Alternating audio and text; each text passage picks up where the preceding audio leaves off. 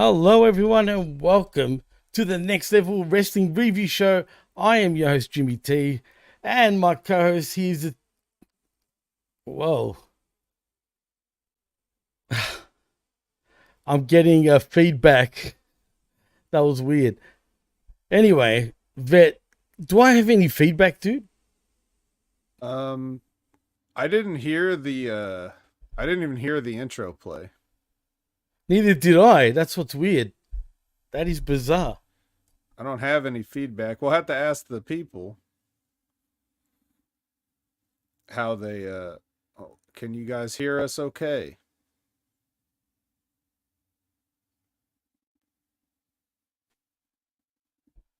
Jeez. That was kind of weird. Can you hear me, Vet? Yes, I can hear you. Like Jesus. See, I can still hear myself. That. Give me a moment, man. Okay.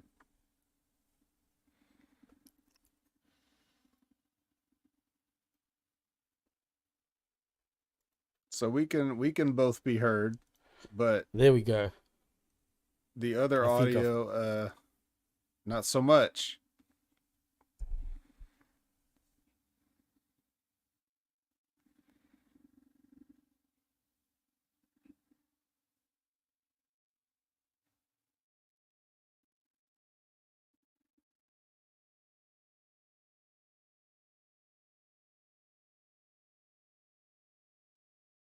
We're live, pal. Oh man. So as Jimmy tries to get his audio sorted, um, I suppose we can take a look at you guys in the chat because we're going to have to acknowledge you at some point, right? Um,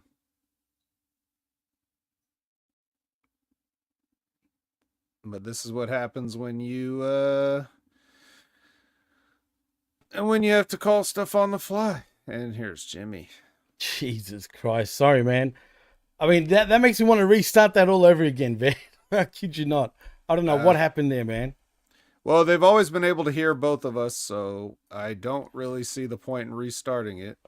I was hearing an echo, like I was talking, and then I'm hearing myself talk again, over and over and over again. So, and then you were on real delayed for whatever reason. So I don't know what the hell happened there, but I apologize to not only you, but to everyone listening and watching right here on the Next Level Review Show. And I had everything set, Vet, and I had everything set. It was going to be a great intro, but nope, everything had to stuff it up, as per usual, right? Well, I mean, these things happen. Jeez. These things happen. It's okay.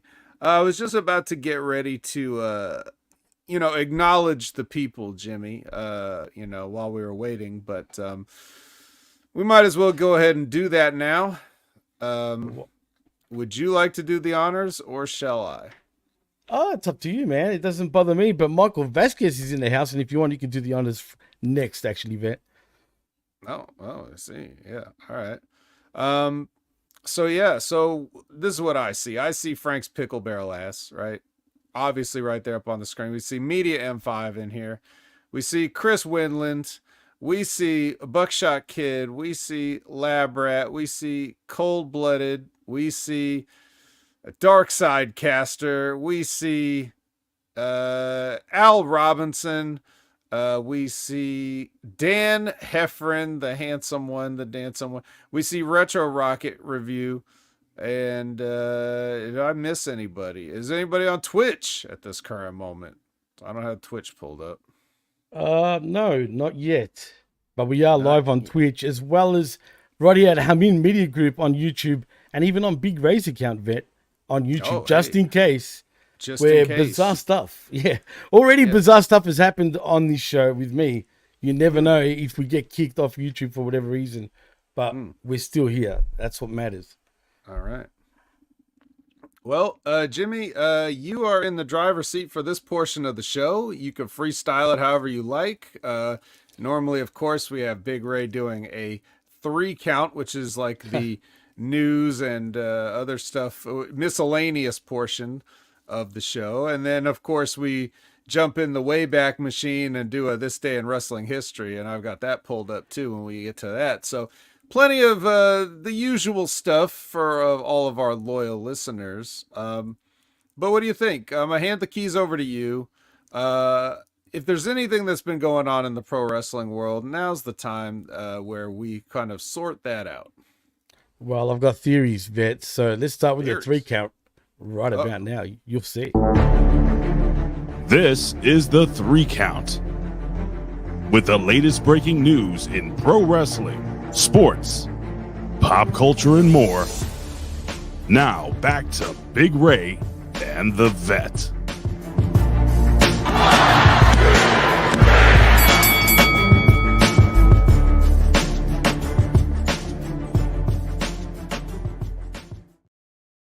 Well, that's a lie. It's Jimmy T in the Vet. First of all, let's get that straight out here.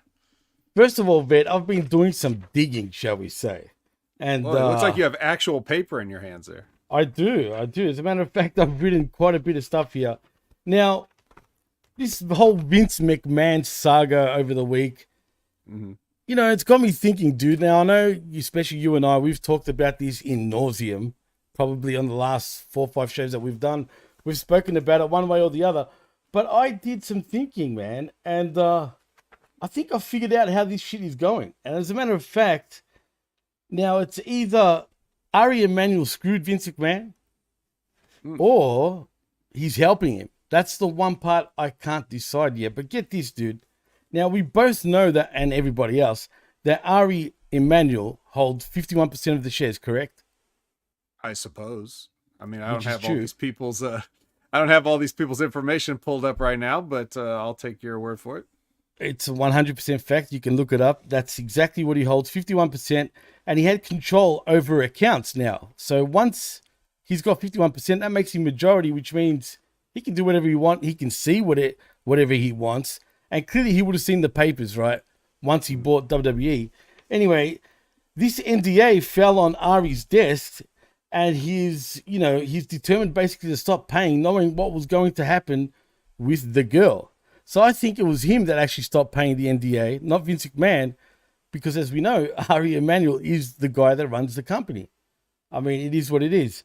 Now, so Ari in turn double-crossed Vince because the timeline kind of adds up. So basically, I'm saying Vince screwed Vince, if that's the case. Now, I've also got the opposite theory. But it's interesting because think about it, dude. You think they wouldn't have known going into it? He would have seen that his daughter was working there already for the last 2-3 years. So are you telling me she wouldn't have heard some sort of rumblings before they took over? I mean, lots of people must have known.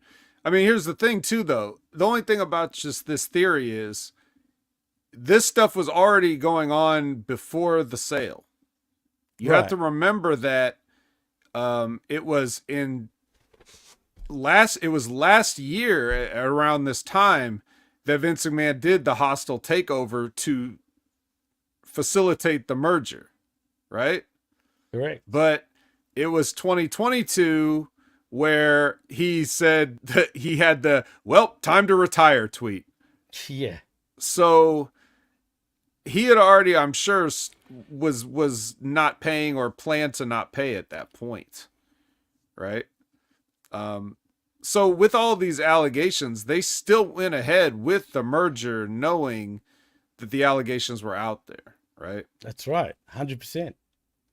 So, you know, there's a lot of things that are kind of shady and weird about the merger, the timing of everything and whatever. But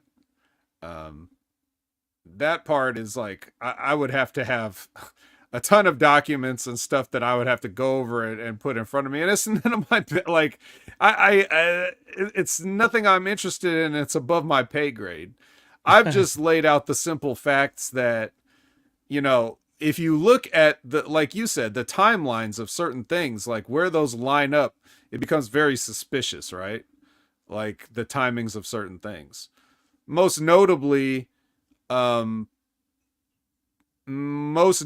like the Triple H heart attack. Right. So things really started kind of happening bad for Vince around that time, where we had allegations and stuff like after that. Facts. Could be just a coincidence, but it could be, but something tells me that this shit ain't a coincidence. Because the thing is, I continue on with some more reporting that I did. So you see, TKO's most recent quarterly filing with the SEC, basically, which is called the Securities Exchange Commission, had stated that Vince himself was a financial risk, operational risks to the company. That's what they said. That's out there if you go looking into it. After independent committee investigated, McMahon's alleged misconduct said he paid $20 million back in misappropriate funds. $20 million from the company. Yeah, that's a lot of money. Right. That was all like everyone who had, some sort of a NDA that had to get. Yeah. There's more that's going to come out, put it that way. But also, VKM started with 35% of stock. Something about 15% then sold $700 million worth of his own stock, now leaving him with just 25% stock, or a stock that is, and 10% which negatively impacted stock, which is also negatively impacted stock. So, I mean, his excuse for this shit is apparently because of the sale of the company, which I say that's bullshit, man. His excuse for what? Not for spending all this and selling his stock. I mean, yeah, I don't see how one has to do with the other necessarily. So that brings me back, essentially, to when The Rock now has jumped in, which was the day before when everything came out, right? Vince was there. I feel like The Rock is kind of I know he's going to sound very conspiracy theory. So it's either Ari Emanuel knew and he's trying to somehow save Vince, right? Or he's double-crossed him, knowing what he was going to find in the paperwork once he bought WWE, and then putting a stop to that NDA. So everyone that thinks, including, the woman that's, taking Vince to court, thought that Vince was the one that put a stop to the NDA. But in fact, it was actually Ari Emanuel that put a stop to the NDA, not Vince. Look, I'm not a legal expert or whatever, but I don't understand why, if that's the case, he needs an outside person to pay him. Do you mean to tell me that Vince McMahon doesn't have the cash to pay? The NDA? Am I supposed to really believe that with everything that he supposedly has, he doesn't have the cash to pay $3 million? It's bizarre because at the end of the day, he didn't use his own cash. He used actually the company's cash, which is kind of weird. Well, yeah. So, like, what money does he have, and how could he not get $3 million? Beats me. Good question. It's a good question, man. I don't know, man, but something's fishy. That's 100%. Yeah, we'll see what happens there. I don't really want to sort of like you said, we've all talked about it. If you want to hear us talk about it, go listen to the wreckage. Okay. The show that we did this past Sunday, channelattitude.com, $5. It's, you can hear us talk about that. If you want to hear a little bit more, if you want to hear me talk about it a little bit more, you can listen to the Impact Attack, because Brandon and I had to talk about it a little bit. He hadn't had a chance to speak on it, so I wanted to give him a chance to, say whatever he thought or whatever. And I don't really need to get too much into it, but what I will say is, for everybody that has their, whatever they think is going on and whatever you think or whatever you think you understand, it's a public lawsuit. It's 67 pages long. You can read the lawsuit and then you can make up your own mind. If you haven't read the lawsuit, don't get at me with any of your takes or whatever on any of this. I'm not hearing it. Yeah, once you read the 67 pages, then you can at me, you can DM me, you can tell me whatever you think. Other than that, I don't want to hear from anybody. But there's a lot of telling information in that, and I'm not even talking about the allegations themselves. I mean, just look at what they're seeking, right? There's no dollar figure on that. Okay, so just come to your own conclusions. But I think there's a lot of stuff that we just can't hope to understand here, Jimmy. It's like a whole can of worms. Oof. And each worm has a can of worms. Yeah, and that's what I mean. And like, sorry if I seemed like I was all over the place, but trust me, I jumped down a rabbit hole, and I'm thinking, I think I got it. I think I know what's going on, but I could be way off. Now, this is just me speculating and me only. So I just want to put it out there. I might suggest reading that lawsuit. I've read the lawsuit. So the whole thing. Well, just about the whole thing. I mean, all right, Dee's gone over it twice at least. Okay. But yeah, I've gone through all sorts of stuff, put it that way, man. And the lawsuit, it's something else. The way she describes things, it's detailed. And when I say detailed, I mean she goes into every single moment in absolute fine detail. And it's just disgusting. It's the kind of detail you can't really unsee or hear or whatever or imagine. So be warned going into it. You're not going to like it. Definitely, man. And other than that, that's really the major news of the week. Obviously, it's always going to be Raw, not Royal Rumble, but more Vince McMahon. But speaking of the Royal Rumble vet, so apparently we've got no CM Punk who's done his tricep, not his left. I think he's done his left tricep in AEW. This time he's done his right. So that looks like he's not only out of Extreme Elimination Chamber, but also out of WrestleMania, unfortunately for him. I guess he's not going to get his WrestleMania main event after all, vet. And also that means Seth Rollins is out also. And there's all sorts of no Brock Lesnar for this year's WrestleMania. I mean, does this really kind of hurt WWE with CM Punk now pretty much out for the next 4 to 6 weeks, if that? 4 to 6 months, you mean? Yeah, probably. 4 to 6 weeks, he'd be back in time for... Well, that's the actual timeline generally for a tricep tear, but I guess with CM Punk, he's 45 years old after all, so yeah, it'll probably take about 6 months. Yeah, it sucks. I mean, it's bad for their business and their plans and everything like that, but this does open up a lot of options now, because, and it's a good thing that the WWE, especially on Raw, not so much on SmackDown. I feel like you guys that have been watching SmackDown can probably agree that they've been phoning it in lately. Like it's pretty lame. But Raw's been stepping it up. So what they've done on Raw is they've put a lot of players into play and mixing and matching. So you got guys that weren't necessarily on the table for main event spots. Like you were going to look at Drew as a guy that's going to get left off, right? But maybe not now. And they've worked that in so where he's actually got some heat on Punk based on the injury off of this Monday. So now if you have a story of Drew goes after Seth, right? Right. That's a story, right? Because it's like he keeps on going, and then if he wins, if he goes to WrestleMania as a heel facing Seth Rollins, who we all know has a knee injury, and he beats Seth Rollins for the knee injury, that's a ton of heat too as a heel, right?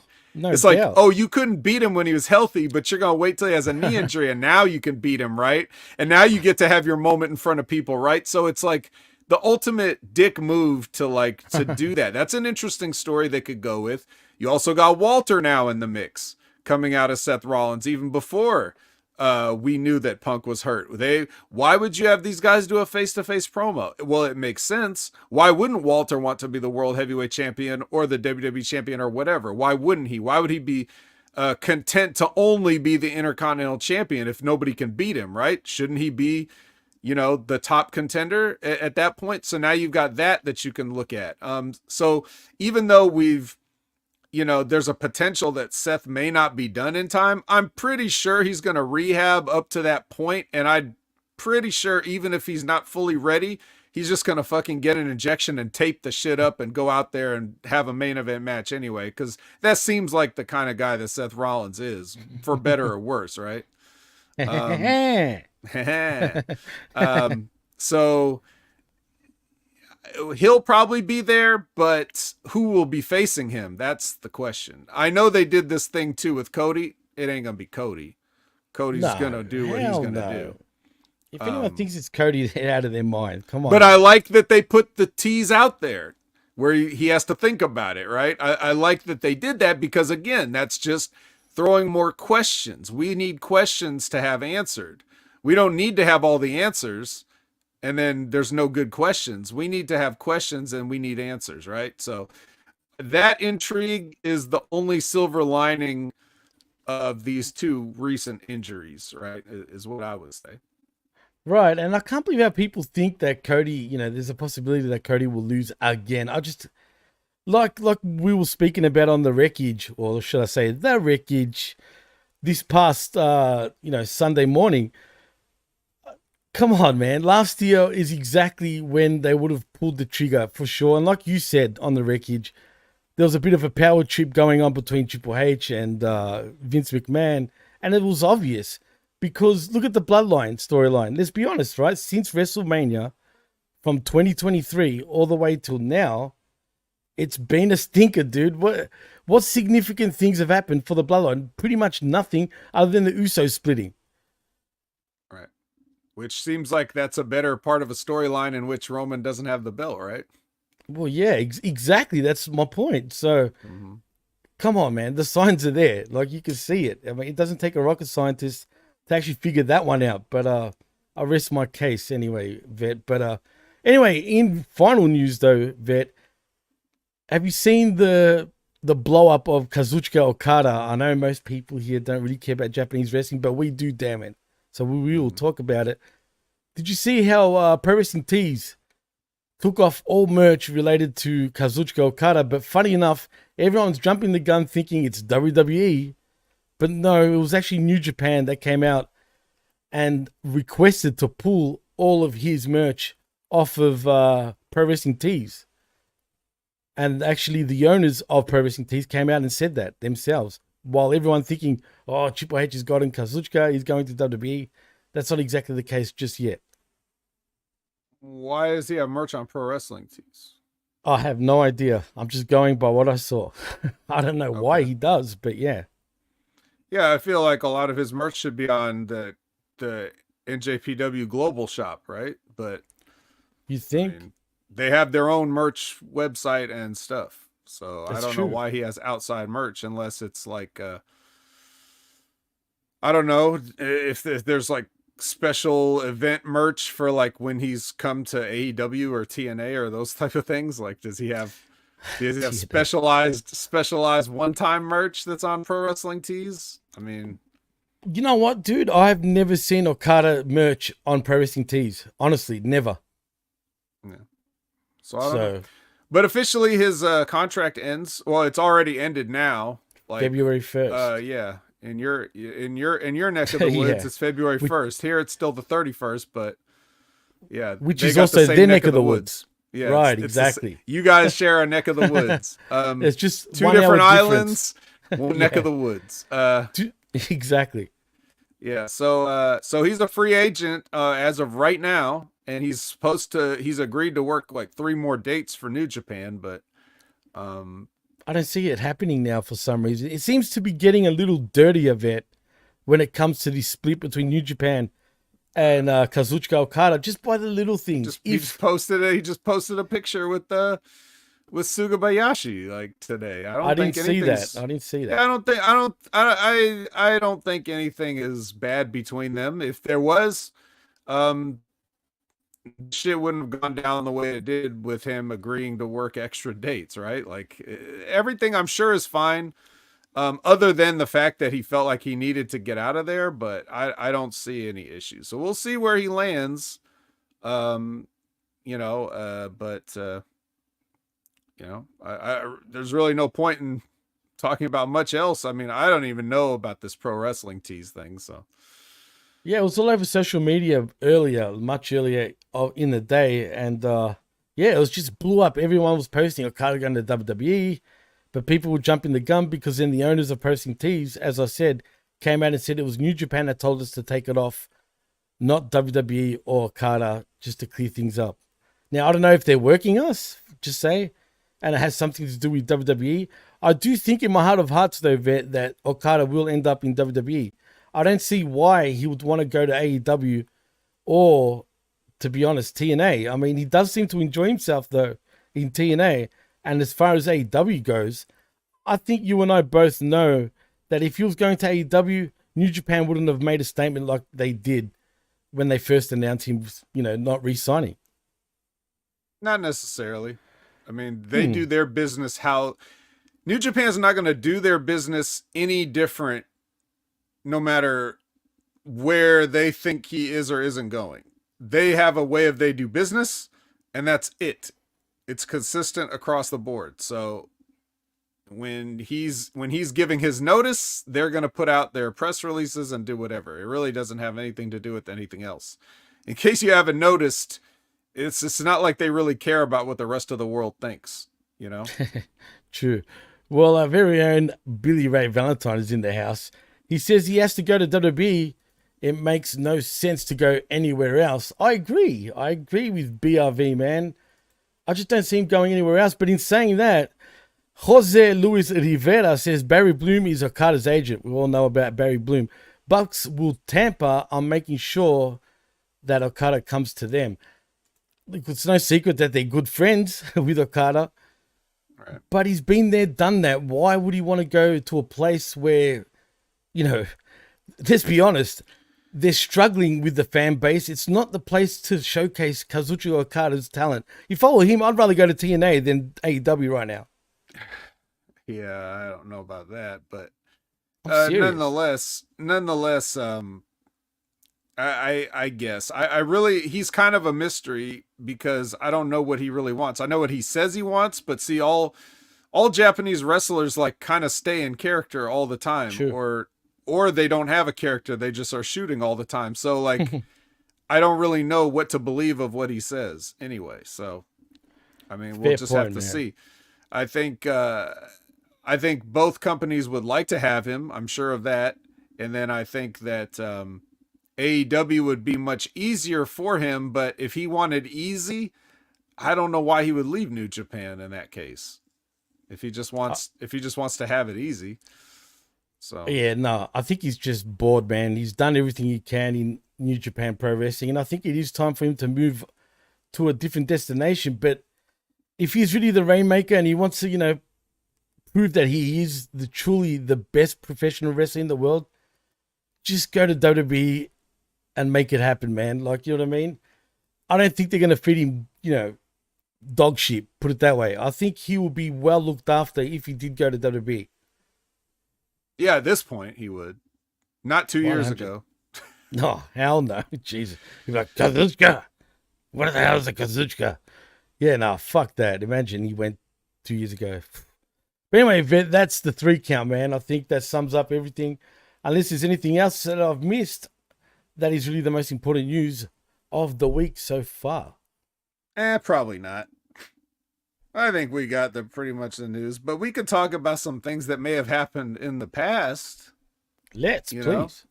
know? Yeah, we may take a trip down memory lane for the things that have happened on January 31st on this day in wrestling history. Beautiful. Let's go there. All right.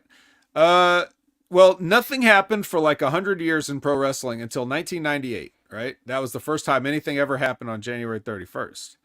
WCW presented a unique event called Boston Brawl, broadcast not on pay-per-view, but on pay-per-listen. The event took place at the Fleet Center in Boston, Massachusetts, and was main evented by Sting besting Hollywood Hogan in a steel cage match. So you could buy a pay-per-view from WCW that you could hear, like a radio play. You believe that? Now, No, I hands never up knew in that. the chat. Guys, put a hand emoji in the chat if you would buy an audio-only wrestling pay-per-view. Cobb Butter says it's a great idea, so why not? Yeah. Colin Wise song is in the house, and he says there was a who's who in WLR last night. Where were y'all? Hey man, It couldn't have been anybody important because I saw Colin in there, so obviously they were just letting anybody in. oh shit, we love you, Colin. Come on. Okay. Also in 1998 on this day, so that same day that WCW's trying to get over a paper listen, ECW Hostile City Showdown 1998 took place. ECW Arena, no title matches. The main event was a 4-way dance tag team match, which Rob Van Dam and Sabu defeated the Gangstonators, Tommy Dreamer and Sandman, and the Dudley Boys. Oh, that's not bad. That's a pretty nice main event, actually, Ben. Yeah, I guess so. Just get everybody on one match, right? Well, why not? Yep. What's that? What am I hearing? What are you playing in the background? Turn that shit You don't off. remember? You don't remember Jive Soul, bro, by the I do, Slickster? I do. But That's what it is. yeah, this isn't the PWC. We don't play music entirely. Well, actually, that's not true. Ray does. Yeah, that's why. All right. Well, you don't have to do it if you don't want to. All right. I'm trying to do the Ray, man. Come on. Okay. All right. That's fair. I'm sorry. So in 1999, okay, so the next year, Japanese wrestling legend. I know this is just for you, Mike Martin. Shohei Giant Baba died at the age of 61 after a bout with cancer. Oh man, that sucks. Yeah. Legendary Giant Baba. Either it was cancer or he listened to that WCW pay-per-view and then that was I don't want to laugh at that, dude. Come on. I'm just saying it's possible. Oh, Fun boy. fact, Giant Baba's last ever singles match, Rip Rogers, the Really? opponent. Wow, I didn't actually know that. Yeah. Well, there you go. You learn something new every day. Where did that happen? In Japan? Yeah. Oh, wow. I mean, I've watched some Rip Rogers matches over the years, man, and some of them absolutely make me laugh, dude. Especially, I just want to point out one match. Have you seen the Owen Hart match, dude? In The WCW, I think. WCW one, yeah. Yeah. Not Owen a Hart- paper listen. Although No, that would no, have it gave definitely you your wasn't. money's worth for the paper listen. Oh, my God. You know what I dude. mean? That match absolutely made me laugh. And just what Owen Hart was making the crowd chant. I was like, you're Right, kidding. exactly. And it was all kids for crying out loud, man. What the hell? Yeah, you know, it was a different time.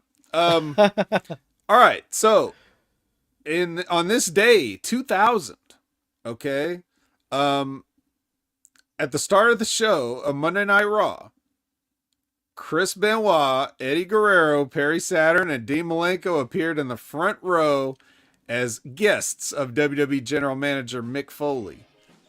So that was the remember that. Radicals making their debut, and then they did a run-in during a match between the New Age Outlaws and Head Cheese, which I'm sure must have been just...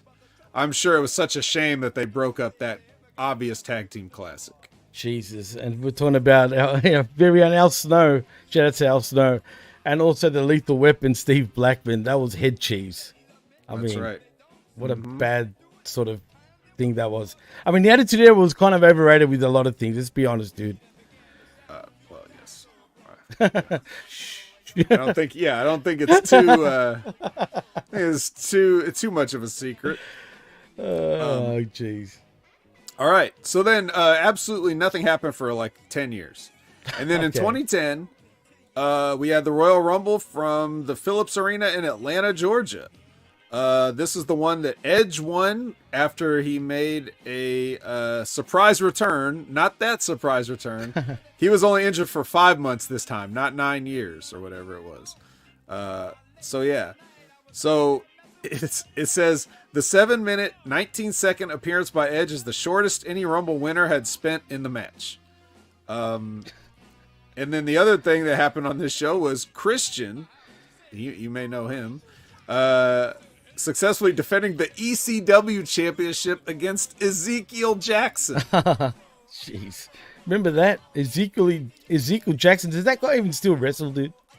I don't think so. Jeez, I man. don't think so. He was a big dude, that's for sure. Yeah.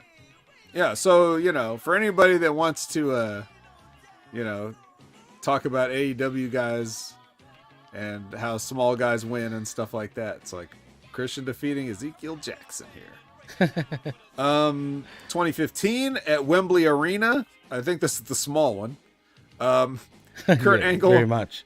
Kurt Angle made Bobby Lashley tap out to win the TNA World Heavyweight Championship. The small Wembley Stadium, just so we get it right. The little which Wembley, holds Wembley Arena. Tiny.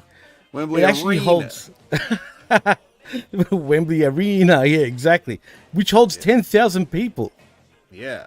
I wonder how many of those TNA drew. Well, I don't know. TNA was pretty over in England. They might have drawn a decent house. They were selling out every single show in the UK at the time, dude. No shit. True story. So that's pretty good. 2016, more Impact Wrestling, taped at the Barclay Card Arena in Birmingham, England.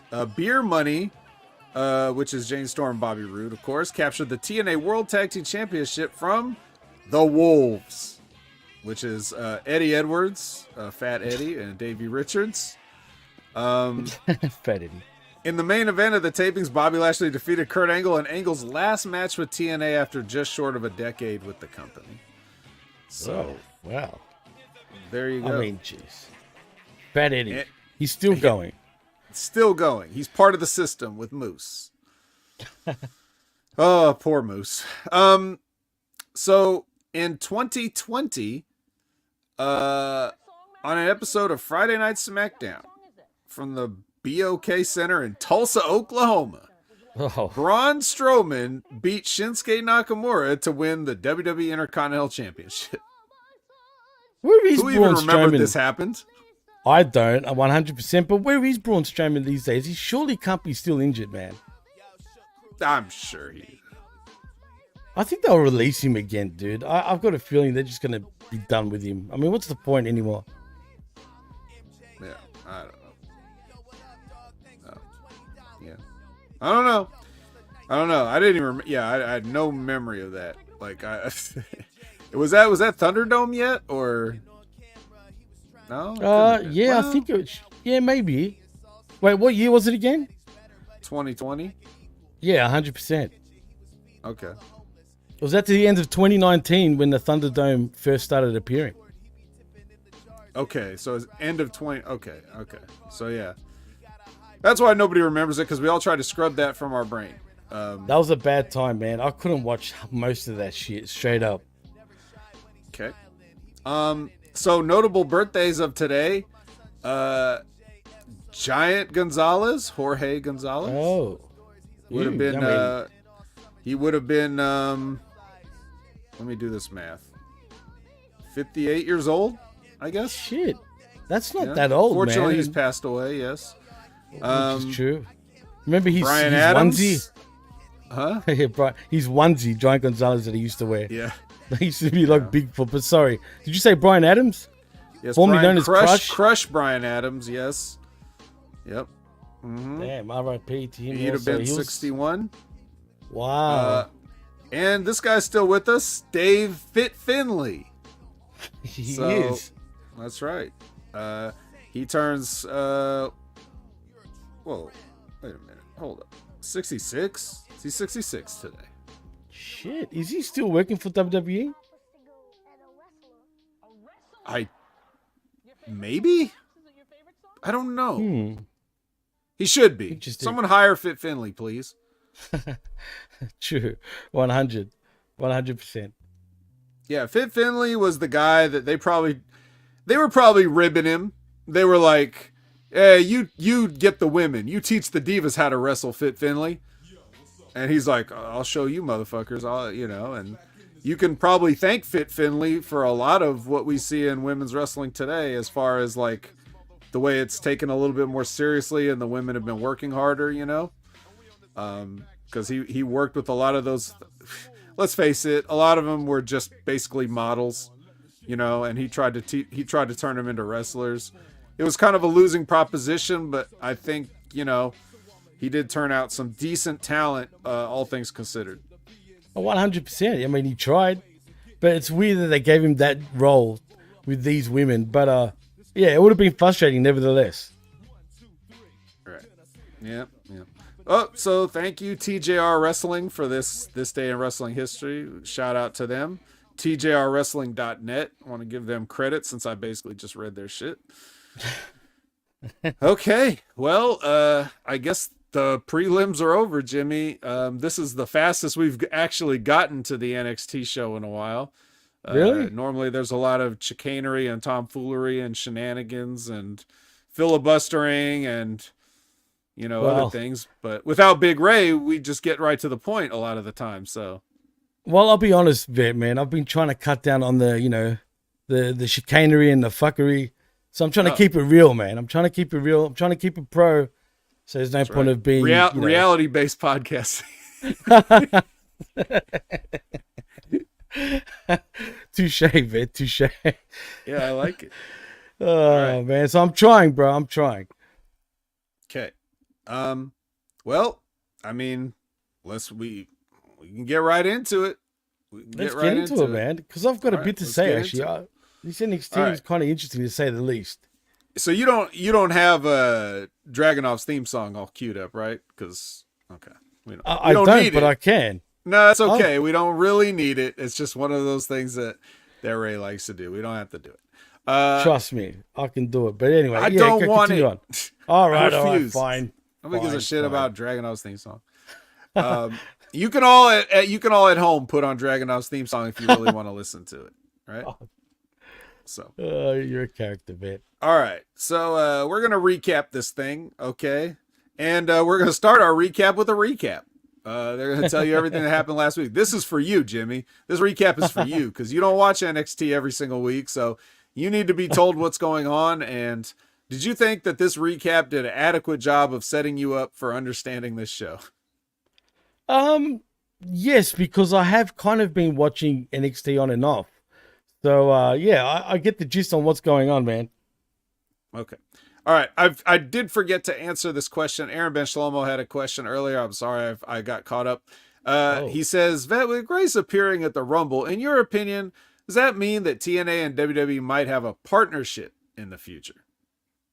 No. I mean, you don't need a partnership like an official business partnership, but you can have a handshake deal. You can have just things like that are a good start. Just for things like talent exchanges or whatever. But I mean, look, don't forget, Endeavor, it's their app that's running TNA Plus. True. So that's actually a fact. Right. So like, there's already something there. Whatever that deal was, whoever put that deal together to get the TNA Plus on their platform that Endeavor owns, whether that's somebody from Anthem or whoever it is, they're looking at trying to level up a little bit. And I think it certainly doesn't hurt WWE to have like a Jordan Grace in the Royal Rumble. It certainly helps TNA to get some visibility. There's probably a bunch of fans that didn't even know TNA was coming back because they only watch WWE and they don't get on the internet and read every single little article or whatever. So they said, TNA champion. I remember TNA kind of, and they might be interested to check it out. So, it's a win-win for sure. But apparently WWE is impressed with Jordan Grace. So we'll see what happens there. But yeah, when you read that, Jimmy, were you also like, what do they expect? Did they expect her to come in and shit the bed or something? Like, I have no idea. I thought she was going to trip all over herself, but she's pretty good. Well, I can see her fitting the WWE mold. I mean, I'm not the the biggest Jordan Grace fan. She's not my thing really, but she looks like she fit in. That's for sure, man. She's just probably a little on the smaller side. But other than that, she definitely looks like she fits. But as far as the partnership She's the juggernaut, Jimmy. well, yeah, of course. But as far as the partnership goes, I mean, they did this last year with Mickie James. It led to nowhere. Everybody was jumping up and down then, thinking TNA and WWE, but it was nothing then. I don't think it's going to be much now, in my opinion, but maybe I'm wrong. Yeah. Well, I mean, they didn't do anything between the one with Mickie James and this one here 2 years later.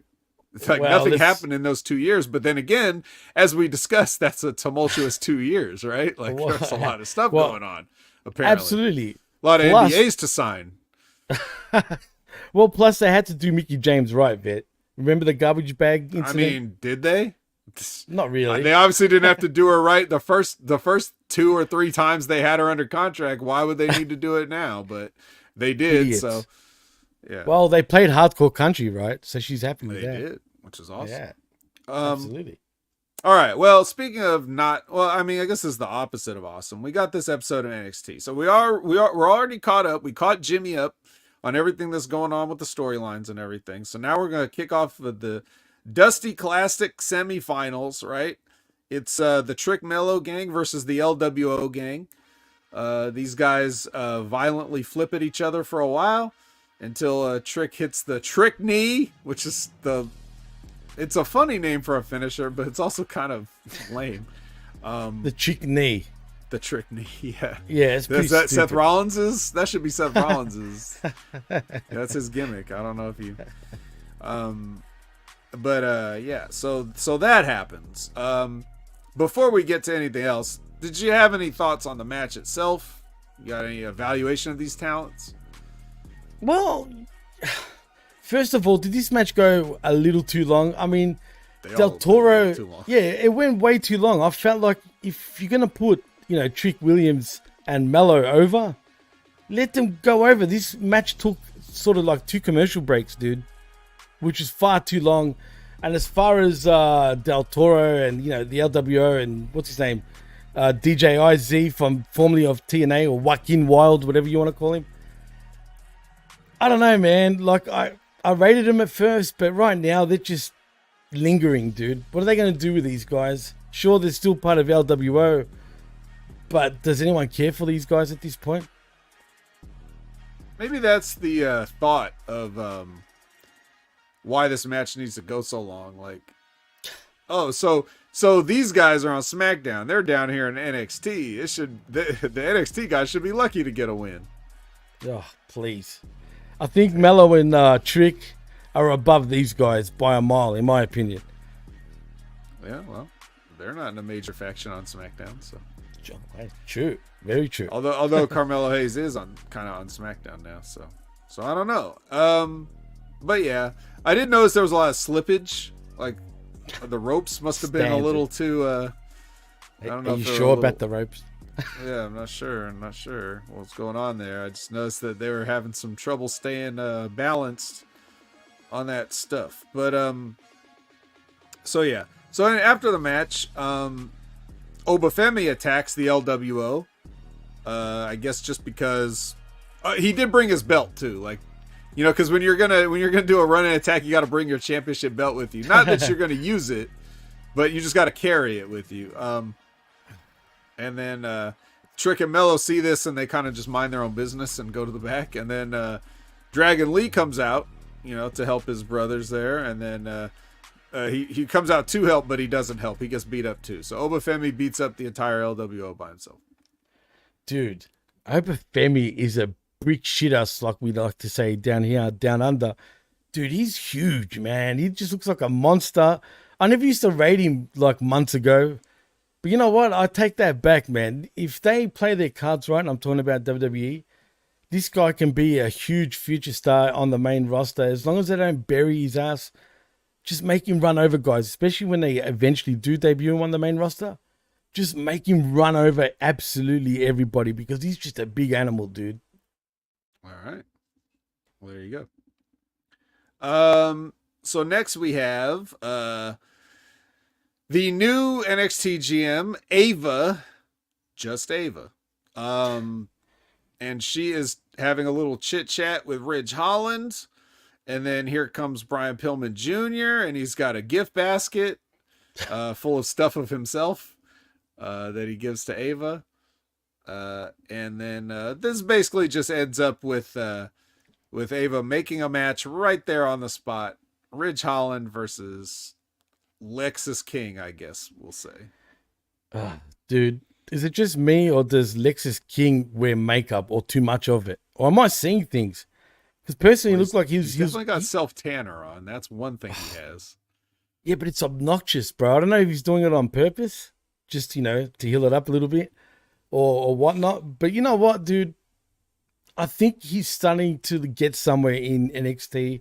And you know what? He has improved slightly so far. Slightly. Just very Can you minimal. mascara a beard? I don't know. It looks like he did. How shocking is that beard, dude? Like, seriously. It's very, very... Ugh. I know. Yeah, very. You know what? It's a very beard. All right.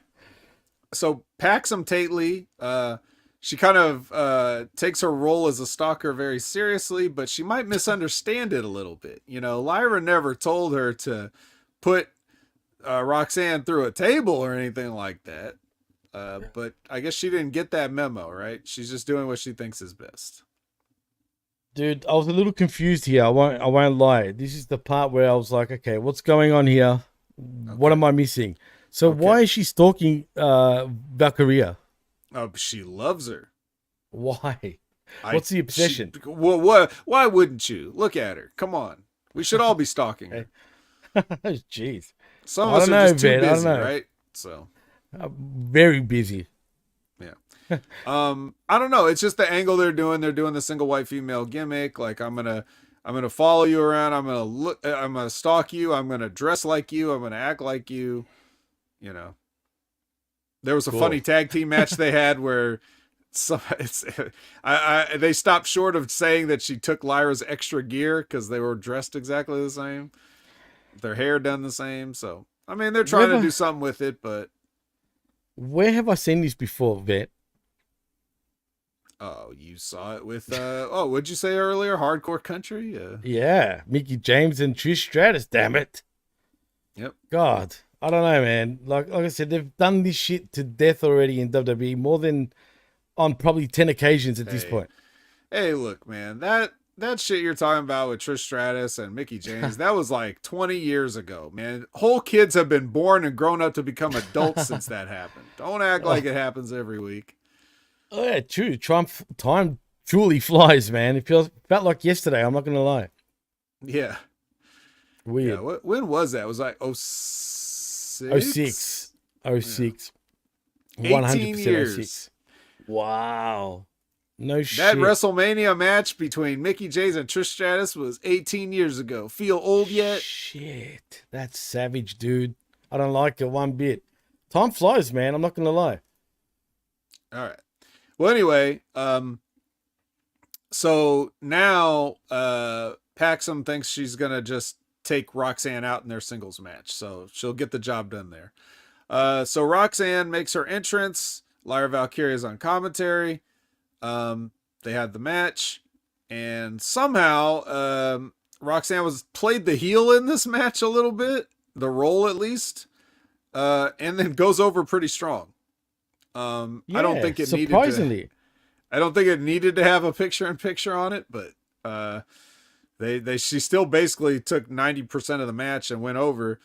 And then, they get the kind of the face-off with Lyra afterwards. Well, lucky for me, I didn't get the picture-in-picture stuff, right? So I don't know why. Yeah. So they've been, what they've been doing is, so Lyra's move is the classic, I'm going to hold the belt up thing. Are you a fan of the belt hold? Like when you just don't have anything to say to your future opponent, so you just hold the belt up at them? It's a classic pro wrestling sort of, pose, Vet. So I'm not mad at it. I mean, it's standard, dude. They do this. I mean, it's just a standard thing in pro wrestling, right? If there was a pro wrestling 101 book, The good old, hand in the air with the belt is a standard thing in the book, dude. When in doubt, hold belt. Yeah. right. When in doubt, hold belt. Indeed. Okay, then we get Ariana Grace and Ren Sinclair and Fallon Henley in the NXT kitchen here. Is it just me, Vet, or is there one too many of these segments going on this show? There's more than one too many.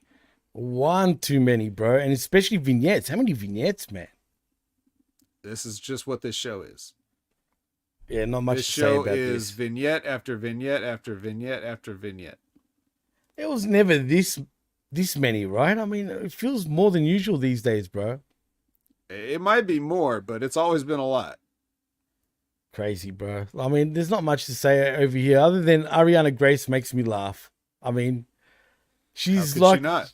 she's taking after her old man, that's for sure. And you know what? She's amusing, bro. Yeah, you want to talk about like old OVW stuff, talking about the Punk and Cody thing and being there for that, and talk about like this kid running around. I'm pretty sure she was there once or twice when Santino brought her to the Davis Arena. Really? At least that's how I remember it. Yeah. How old was she then during that time? Couldn't have been that old. She must have been only like 3 or something. Oh, shit. I'm Wow. not sure exactly how old she is now, but I I don't know. thought she was in her mid-20s, something like that. Yeah. Well, the timeline adds up. If it was 18 years ago, same time that Trish was getting molested by Mickey James, that's when good old Santino was down at OVW with us. So Was he doing the Cobra in OVW? yeah, not yet. That would Okay. come later. All right. So, all right, let's see. Elektra and Lola walk separately. And then when we come back, we get their match. So it's Elektra Lopez, who did she show up on SmackDown? She sure did, and I'm kind of shitty about this match. I'm not going to lie. Okay. So yeah, it's her versus Lola Vice. So you said you're what about this match now? Well, first of all, aren't these fine ladies both heels? Yes. And also, why did Lola Vice go over as quick as she did over Elektra? I mean, come on. I mean, I mean- this is Lola Vice we're talking about here. Lola Vice. Hey, Lola Vice is awesome. I love Lola Vice, but come on, man. If you're gonna, and I know it probably doesn't really affect her because no one probably even watches NXT that watch SmackDown. But then again, the fans did pop for Elektra Lopez. Let's be honest, right? And Legado del Fantasma actually appearing. So maybe the fans do watch, and if they do, wouldn't this take away a little bit of heat from Elektra Lopez? Just a tiny bit. Maybe a little bit. That's one of the problems when you have your quote unquote developmental system on national TV. Yeah, I guess you're right, but I don't know, man. I just didn't like the way this match went so fast. It made Elektra Lopez look weak, but it made Lola Vice, look as strong as ever as she has been for, how many weeks now, which is fine. I just felt that this match was unnecessary, in my opinion. Just like Book said, this match shouldn't be happening. And I agree. Yeah. Well, yeah, it's Lola Vice over with the Lola kick, and that's gonna do it. And afterwards, she kind of, this is what I wrote down in my notes. I wrote down, and again, not knowing what was coming up next, but I wrote down, Lola kind of accidentally posed for a calendar here. Like after she got off of Elektra from the pin, she's just like in this weird like cat pose, like somebody would be like on a beach taking pictures of her or whatever, and just like I'm not complaining or anything, but I was like, oh, that's a little weird. But yeah. Well, little did I know. Little did you know, because next we get next we get Joe Gacy visiting Donovan Dijak in the interrogation room. Excuse me, just Dijak. Only Dijak. He's got his own interrogation room. I guess this is like his office. I guess. Is this in the PC? Does he have like his own interrogation room with a two-way mirror in the PC? Like, is that... Who do you have to talk to get that built? I'm sure a lot of wrestlers don't have their own rooms there. Dude, I don't know where the hell they were, but this has got to be the cheesiest, greatest segment I've seen in a long time. And I truly mean that. The cheesiest and greatest. I mean, Okay. I can't stand Dijak, right? Donovan Dijak, whatever you want to call him. But Jesus, he, as dopey and dumb as he sounded, he kind of made me laugh in this segment, dude. The overacting was just ridiculous. I mean, this felt like a C-grade movie preview if I ever saw one. I mean, look, it made me laugh. It was stupid. It was overacted. What else can I say other than that, dude? And Gacy, I can't stand the guy. I can't stand either one of them. But Gacy just brought nothing to this segment, in my opinion. This was all Dijak. No money here? No Not money, $1? man. No mullah. Not one. Okay. All right. Well, this is the moment if I remember correctly, I went to the kitchen to get some breakfast before work while this was on. Oh, So boy. I could hear it from the kitchen, but like, yeah. Anyway, they started brawling, and then like by the time I came back, they were still brawling, but like the camera, even though I don't understand, is this supposed to be like, here's the thing that NXT does not define for you. They do not tell you if these things are pre-taped or if they're live. At first, this looks like a pre-tape, but then, like, okay, well, obviously it's a pre-tape. I know it's was. really a Come on. pre-tape, right? But I'm talking about like in a kayfabe sense. Is this something that was recorded earlier in the day or at a different time? Because later on, like the fight that starts here is going to continue. But here they have a camera shooting it. And then as the fight is going on, the camera's like, enough of that. Let's cut to. And then we get Ridge Holland versus Brian Pillman Jr. So they're not interested in the fight anymore. We're just done with that. They're still fighting, but we're done shooting it. It's over. We're going to the match now, right? So I guess it's not. I guess this is a live pre-tape. This is really happening in real time. Well, funny enough, they cut to the outside. All I see is Dijak, what was he, choke slamming him on a car or some shit? And then it just cut magically. That was it. Like you Well, said, they do this a lot. They're just like, they'll have some guys in a brawl, and I guess a brawl in a wrestling company is so boring that they just cut to the next thing.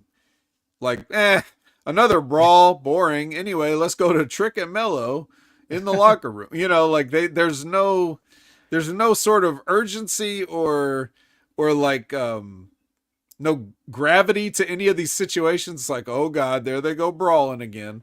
You know, like I mean, do you blame him? I mean, it's Gacy and Dijak. I mean, come on. well, I just wouldn't have done it since nobody cares. Well, yeah, that's true. I Yeah, mean, that's a just good don't point do it. also. Do you think they knew they did that to him? I bet you they didn't. Probably not. Yeah, that's what I think too. Yeah, I don't think they even know. And I don't bet that these guys probably watch the show back, because I wouldn't want to watch this shit, especially if I had to act it out once. I'm not going to go back and watch it. Honestly, dude, how does Dijak still even have a job? Let's be honest. I mean, Somebody likes him. somebody does. I mean, it ain't me. I mean, I can understand why you would want to give him a job, but then, Oh, well, he's big. yeah, after a while, you know, even when he was in Ring of Honor, I was looking at him, I was like, he's just missing something. He's good for Ring of Honor, but Is he? he was well, yeah, that time, yeah, it was just, you know, but there's that missing ingredient. So Yeah, I'll tell you what it is, Ved. It's that missing brain cell. He comes across like he's, you know, let's be real. Does he not? all right. I mean, come on. Okay. Well, there you go. All right, so we get our match. It's Ridge versus Pillman. You know, they have a match. Gallus gets involved. That causes Pillman to be able to hit the coronation. So he goes over on Ridge here. And then afterwards, Gallus gets in there and gives Ridge, the modified Pillmanizer. So Okay. yeah. Now, what am I missing here, Vet? Does Lexus Pillman, whatever you want to call him, is he like friends with what's it called? Those Scottish fellas. What's their names again? The Gallus. Gallus. That's it. Is he friends with these guys? Was this match Absolutely no disqualification? Where was the ref? No, I mean, you know, it wasn't no disqualification. Really? It's just. I truly am asking you, like, where was the ref? Because it's kind of odd. Yeah, these refs. Well, it's a developmental. They're just learning to be refs. My bad. Obviously. No, man. You know. Why do I ask? Well, so I assume they distracted the ref when they originally came out there, right? Look, when Gallus is on the screen, there's like a 80% chance I'm not going to be watching, right? Like 20% chance I'm going to watch, 80% I'm going to be looking at my phone or out of the room or something. Gallus it's death. It's television, entertainment, ratings, all of it. It's all death. Yeesh. You don't want those guys anywhere. And why does Wolfgang still have a job, dude? I don't know. I don't know. Jeez. God damn it, man. Anyway, it was great for Lexus Freeman, whatever his name is. Now, what's his last name again? Lexus King? Oh, that's it. Lexus King. I was kind of surprised that they gave the win for Lexus over Ridge, but man, Ridge looks more in shape, man, right now. And does this mean Ridge is not on SmackDown anymore? Forget Butch or whatever. Pete Dunne, that's not a thing anymore. Who knows? Who knows? I don't know. Okay. Interesting. Yeah, I don't know. But yeah, I mean, they kind of 50-50 book Pillman. Like, he loses, he wins, but whatever he does, it's really not about his match. He's always like doing stuff in the back like he did here on this show. Not only is he giving gift baskets to people, but also, you know, hitting on other people, but that's later. Actually, speaking of which, Andre Chase prepares to say goodbye to the U. This was brilliant, bro. Okay. Loved it. So we're going to go to commercial, and we're going to come back. And when we come back, we have Trick and Mello, and they're having a conversation in the locker room where they just say a bunch of stuff that happens as wrestlers doing promos. Like, you got to focus on your match, man. Oh yeah, well, you know, it's the same old shit. I mean, are they going to split it's like these every week there's something like this. I know they've gone stale, bro. I mean, either you're going to keep them together or forget this. Do I trust him? Do I not? I mean, how long can we stretch this shit for, man? We can stretch it until Vengeance Day, and then maybe a little bit after. Pal.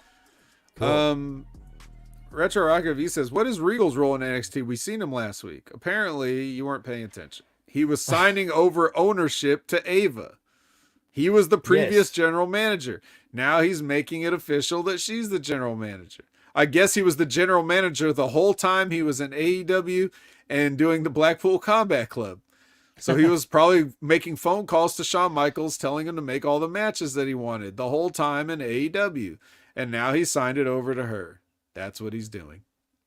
And also, Vet, according to Liz in the chat, she says apparently, which I must have missed it somewhere, I don't know where they announced this, they traded Tyler Bate for Ridge Holland. Well, she's being facetious. I mean, that is literally what happened, but they didn't make a story out of that or anything. That's just how it ended up. They were just like, no, they left Pete Dunne alone. Sheamus is gone. And then they just put Tyler Bate up there like, hey, you know, you're an English guy. I'm an English guy. It's like a Tony Gurria style tag team. Tony Gurria. People think he was, from the US, but actually he's from New Zealand. Did you know that? There's a fun fact. Who? Tony Gurria. Yeah, I knew that. I know you would. You're the vet. Of course you would. Yeah, I'm the vet. I know everything. Absolutely. All right. So here, we're about to get the a Chase eulogy. perfect. Yeah, come on. Well Where's put. the rim shot, Jimmy? Come on. That was I don't have perfect. it here, man. Oh, I don't come have it here. on. Oh, I know. It's on the perfect. PWC one. It's not on the Hamin one, unfortunately. All right. Okay. Well, anyway, yeah. And then they do they play a tribute video that Duke Hudson threatened. I mean, he had the Chase U students make. The music that was playing during the video at the first part was "Tell Me a Lie," which if I'm not mistaken, was that not the song they played when Shawn Michaels had to like lose his smile or something? I don't remember, but it'd be funny if they did. Somebody in the chat, you got to tell me, was that whatever it was that they made a video tribute to Shawn Michaels for some reason? What right? was the song? And Tell Me They used that Lie. Song. It's just some generic song that sounds like, sounds like a Bette Midler song. It's like Wind Beneath My Wings, but yeah. Jesus. I know what you're talking about. I do remember what you're talking about. Maybe you're right. But... Well, Zane Vicious says yes. Oh, yeah, you're right. It was. 100% was that. 100% it was that. 100%. It was for the lost his smile thing, or was it? Yeah. It was I couldn't remember. I know it was something with Shawn Michaels. That's all I remember. It was because he lost his smile, and it was called "Tell Me a Lie." Absolutely, 100%. Spot on, bet. I wonder if whatever woman sang that song had to sign any NDAs. I'll play it, bet. Don't tempt me. Don't do it. Don't you do it. Oh, come on, man. All right, so it turns out brilliant. that JC and Thea had that plan. Like, you wouldn't know this, Jimmy, but they had a plan. They just didn't tell us what it was. And I guess Andre Chase never watches the show either, because if he did, he would have seen them. Like, he would have seen JC like setting up a plan and talking to some ladies and stuff and all this other stuff. And we all were left to speculate what the hell was she doing with all these ladies. And now she's here to reveal that it's the Chase University 2024 calendar, and this is going to save Chase U monetarily. And he's stoked, dude. He's happy. I mean, come on. It's the calendar, bro, with all just women. Why not? I mean, it's going to save him. I mean, how good was it that he looked so disheveled, bro? He played his part so well. Even Duke Hudson, for crying out loud. Even though I can't stand him, he's got this bourgeois way of Australian accent, way of talking, in a sense, if you know what I mean. Yeah, what kind of an Australian is Duke Hudson, Jimmy? He's definitely not the type where I come from, that's for sure. I think he's from Sydney, though, or Western Australia. I could be wrong. I don't know, dude. He just sounds more like a private school, type of dude. The way he speaks, and it makes sense. He's part of Chase U, bro. Come on. Okay. Yeah, I was just asking because, there's no way we can tell the difference, but you, on the other hand. Come on. Yeah. Do I sound that posh? He talks like this. No, Come I'm just on, saying vet. An Australian can hear the discrepancies between Australian accents, whereas most Americans probably think you're all British, so. Oh, I can't stand that. The more that they call me British, the more that it annoys me. It's nothing like the British accent, damn it. Yeah, do I sound like this, it. vet? Well, honestly, do I sound like that? No. Like, come on. Only when you sound like that. Exactly. Yeah, so I don't know. I forget how much the dollar figure was that Chase U was in debt. Was it a couple of million? I don't remember. It was definitely many tens of thousands. But I don't know how many calendars they expect to... I think they could have washed enough cars to pay for it if we're comparing it to selling calendars in 2024. I don't know. I don't know. There was a lot of debt, and clearly Chase was very disheveled about it. He thought he lost it. He practically lost his smile. I mean, tell me a lie, Ben. Yeah. Yeah, I don't know. You could turn that off now. We get that. All right, god damn it. I want to cry. Yeah, don't make everybody cry. Anyway, this was the greatest segment, Ben, of the night. Bar none. Okay. All right. Well, I hated it, but anyway. Really? So Wow. how about this vignette with the family though? Hey, we got a Oh, girl. God. Hey, she's a girl, and hey, we grew up in playgrounds, and hey. Oh, God. Look, my significant other's Italian, right? So, the It's stereotype. funny. She Hey, sounds wait. Australian. Yeah.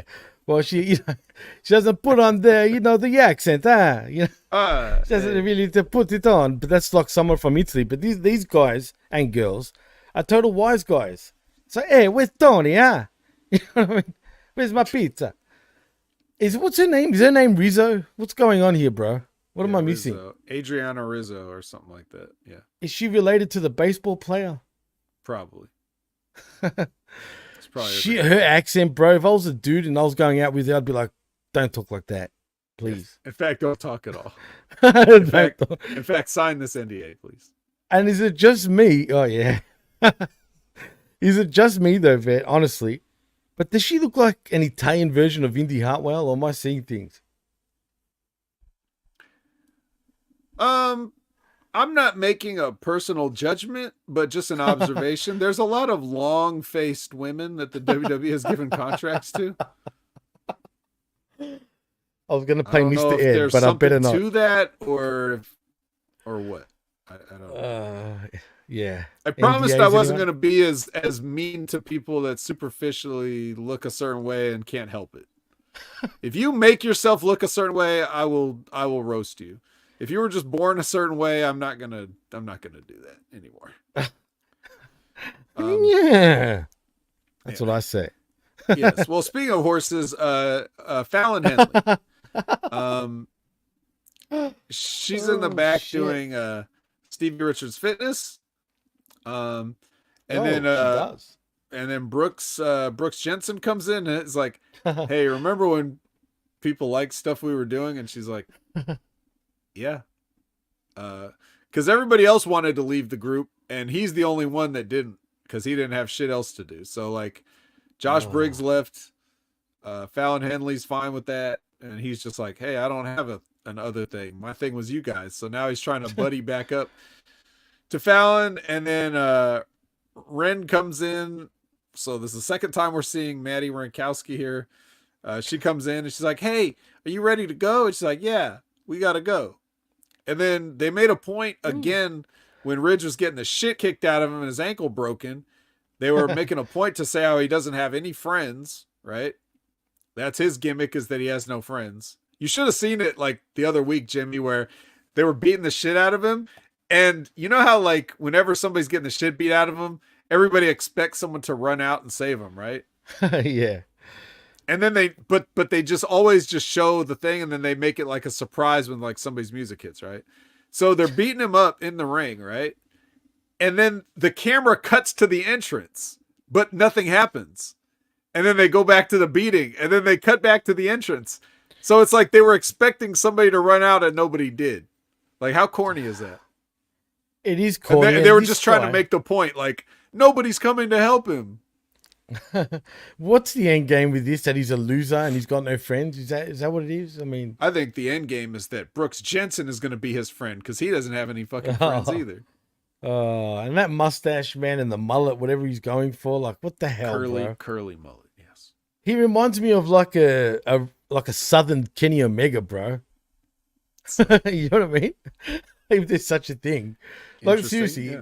if he grew a mustache, sort of permed the hair a little bit more, and yeah, he'd be like, Kenny Omega, pal. Yeehaw.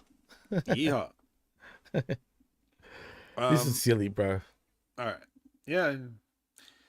Okay, so Chase Hughes gets hype about the fact that they're saved.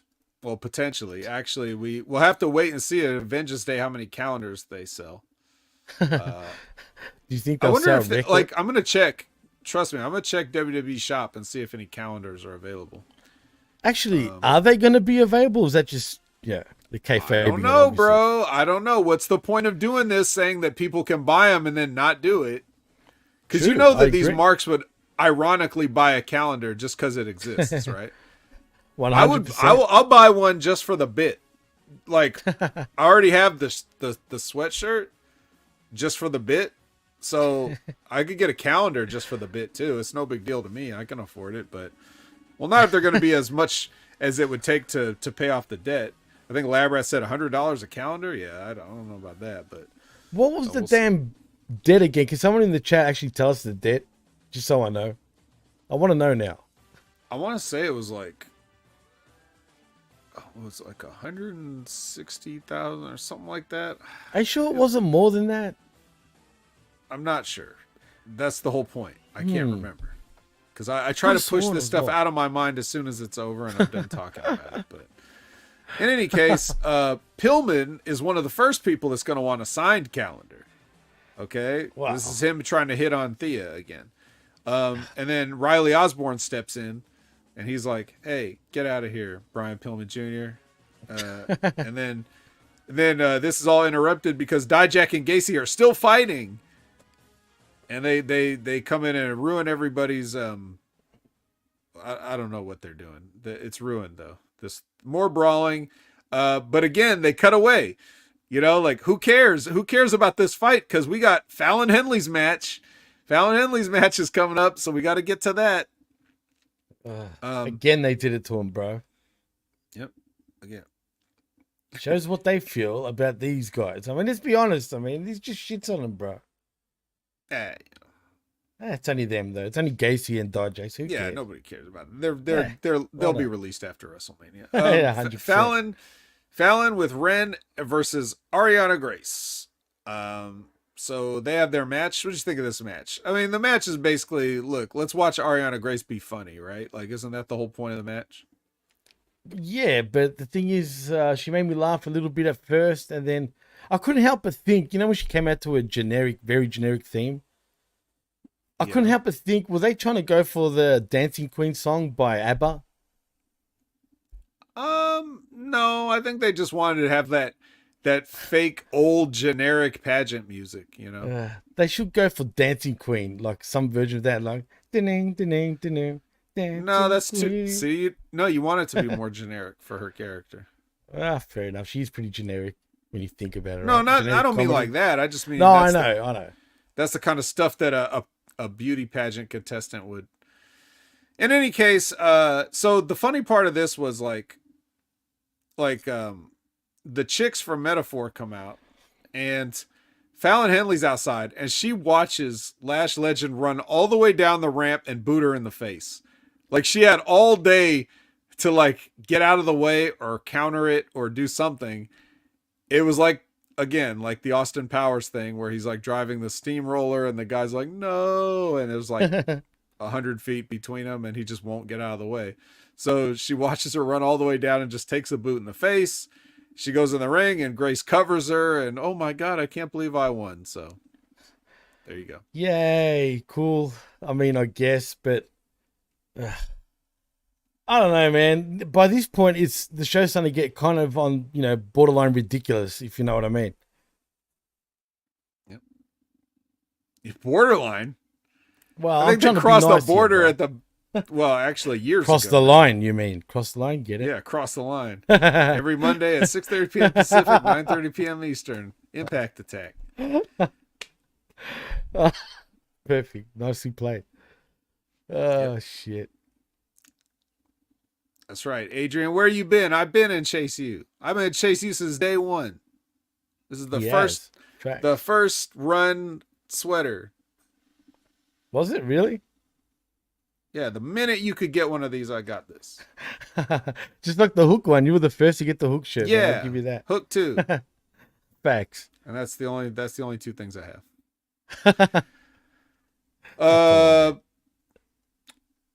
So next is the OTM vignette, or should I say Out the Mud. So they're in front of this a graffitied building with patio chairs. This was silly, Vet. I mean, I didn't mind Out the Mud initially, but god damn it, just chuck them straight back in the mud, because at this point, I don't know, bro. I don't know what they're doing. They need to change the name. I get it. They're straight out of the hood, so they're Out the Mud. I get it, right? But this ain't working, bro. It just ain't. And they've got potential too. That's the thing, man. But they have Jada Parker now.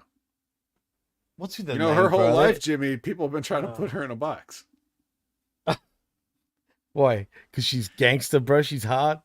They want to put her in the box. Even when she was in kindergarten or whatever, they were like, you know, you can't be a gangster. You have to be a nice little girl. I look at Aaron Ben Shlomo saying, Jimmy, you are more pessimistic than Ray. Break a plate and cheer up. Come on, I don't hate it that much. But this is just stupid. I mean, out the mud, throw them straight back in. They're too green still. They're not ready.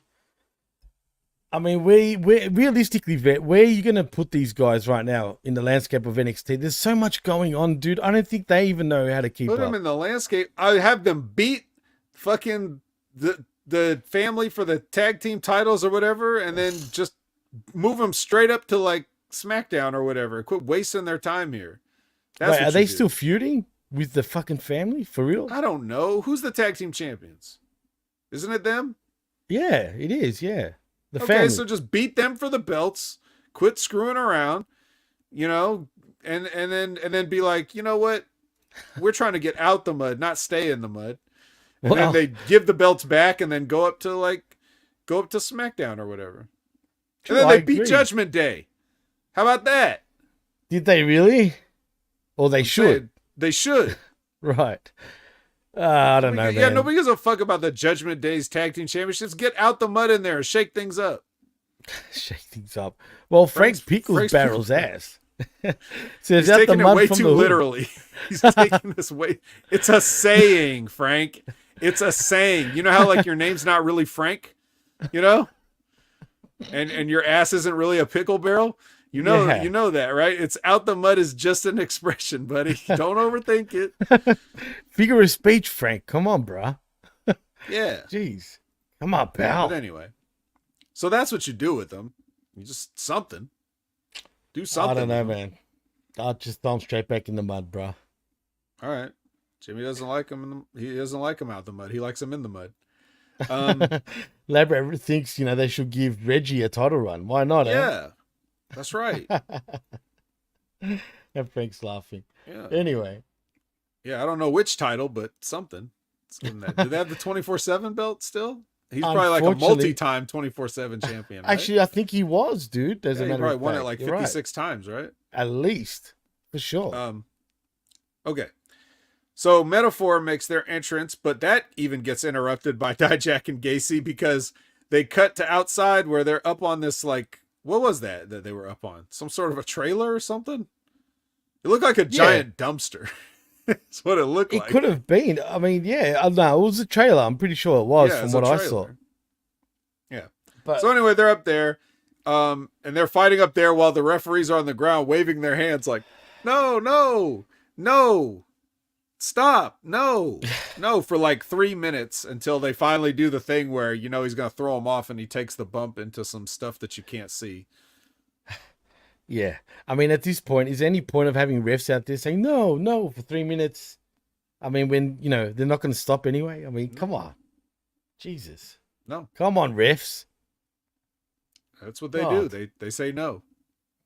They say no and come on and back off and and let's go and stop it.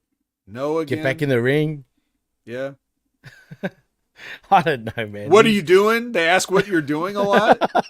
When they're watching, they're seeing it clearly, but they're still asking, what are they doing? Hey, what are you doing? Come on. Yeah. Get down here now. Yeah, so, all right. Well, they did. Gacy did anyway. He got thrown off. And yeah. A Mick Foley bump, this was not. It was definitely not. All right, so, but who cares about that? We're done with that. Corbin and Braun have a team meeting about a few things. They covered a few topics. They talk about the Rumble. Braun was in the Rumble. Nice little showing there. They talk about Dusty, the Dusty Classic. They're in the they're trying to they're trying to win that, and also the Wolf Dog's name.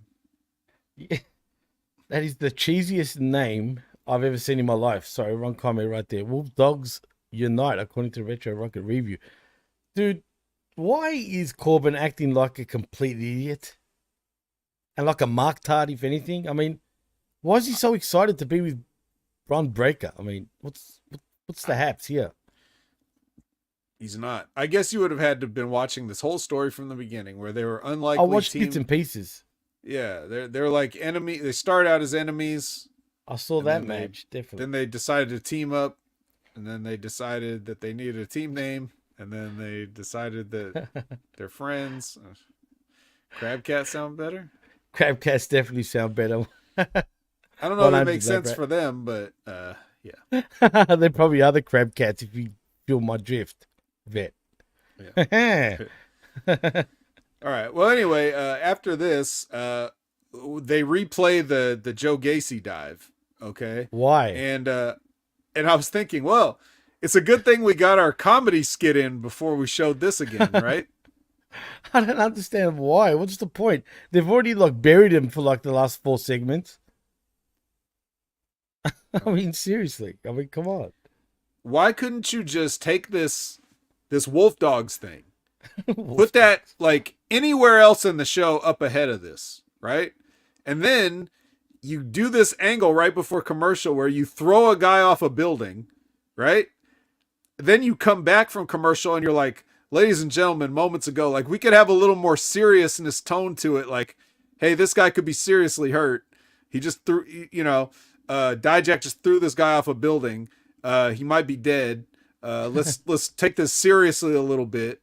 But no, instead they have to stick this comedy skit with the Wolf Dogs in front of it. This is what I mean when I say that NXT is ridiculous in terms of their formatting. The tone is completely, you're just basically saying, this is all phony. Who cares? Who cares? Who cares about anything we're doing? Let's just have fun. But so then how are we supposed to feel about the fact that Gacy got thrown off a building? Are we supposed to think that's funny? Or are we supposed to just are we supposed to take it seriously? Are we supposed to feel bad for him? Or are we supposed to just be bored with it? Oh, another guy thrown off a building, huh? Let's move on. How are we supposed to, as the audience, what do they think their audience is supposed to think about that? That's a good question, Vet. What is the audience supposed to feel about this shit? I mean, does anyone even give a shit? I mean, I don't. I couldn't care less. I mean, he could throw him in the pits of hell for all I care, and it wouldn't bother me. He's just right. This is honestly just cartoon crap. Jimmy, you're you know what's up though. But I'm saying think of a regular fan that's watching this. I'd be laughing. I'm not what? lie. Yeah, what? How am I supposed to? It's you must have no brain whatsoever. I mean, seriously, it just doesn't work. You're just watching you. How did you even figure out how to turn the TV on if this shit is entertaining to you? How did you figure out what the power button does on your remote control if you actually think this shit is entertaining? That's the $1 million question, as a matter of fact, Vet. I mean, that's a good question too, no less. I mean, yeah, look, this says that Dijak finally took the trash out, but then they're wondering what's the trash. I guess Gacy's the trash. Gacy's definitely the trash. But if he's taking the trash out, he should have jumped in after him.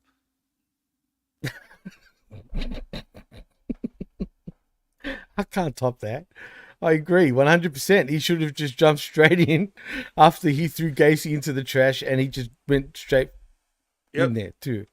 And it's the end of it. Yep, that's it. That's the end of our show. Good night. Not yet, not exactly. All right, yeah, not yet. There. Okay, so Von Wagner gets the jobber entrance. He's got Robert Stone's kids are in attendance. They're here to watch their hero, who they helped train for this match. I'm sure you missed that one too, Jimmy. Thank God. So it's Noam Dar versus Von Wagner for the Heritage Cup. All right. I know how much you like Heritage Cup matches, so I'll try to make this as comprehensive and meticulous as possible. So in the first round, the guys fought to a time limit. Okay, so nobody scored a fall there. In the second round, Oro Mensah jumped up and distracted Von Wagner, and Von Wagner knocked him off the apron. And then Nova Roller from Noam Dar was able to beat Von Wagner for a 3 count. So we get a fall in round 2.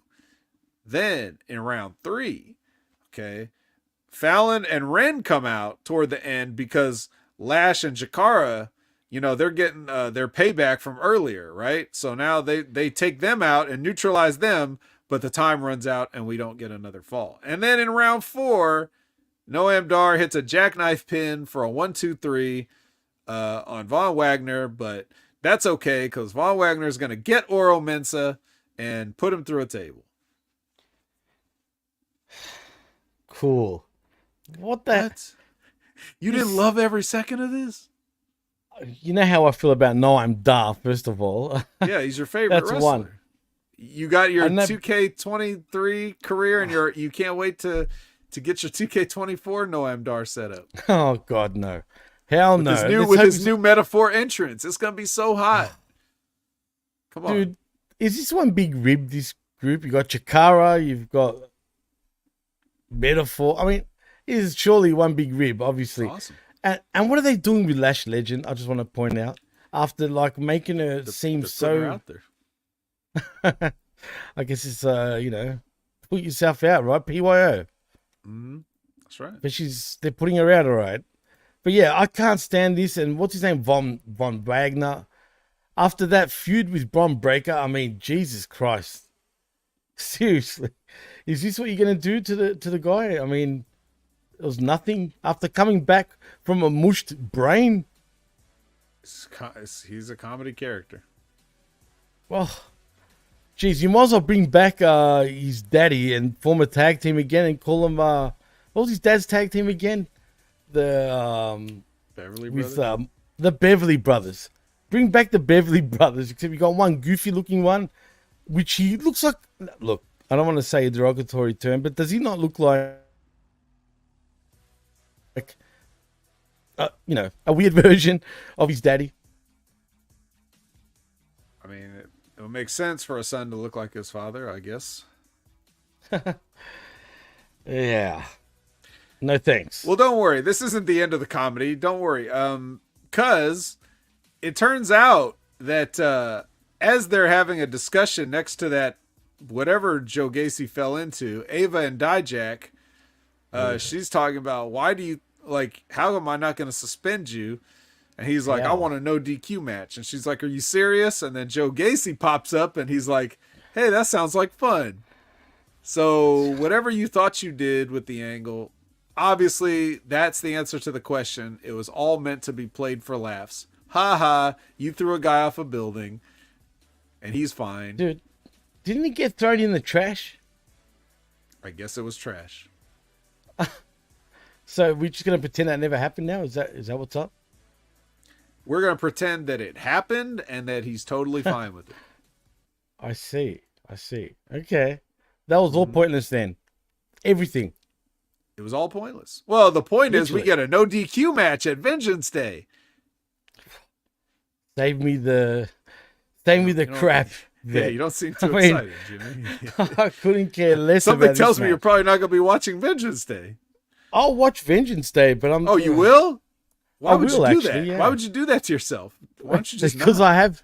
I have actually been keeping up with the PLEs and have been reviewing them. So yeah, I will actually catch that. Hopefully it's half Well, decent. might I give you a small piece of professional advice? Don't do it. Don't. Don't watch it. Hey, and Ben Shlomo, he says lazy booking. Hey, it's not as lazy as AEW at this point. Let's be real. At least there's some sort of storyline, right? Yeah.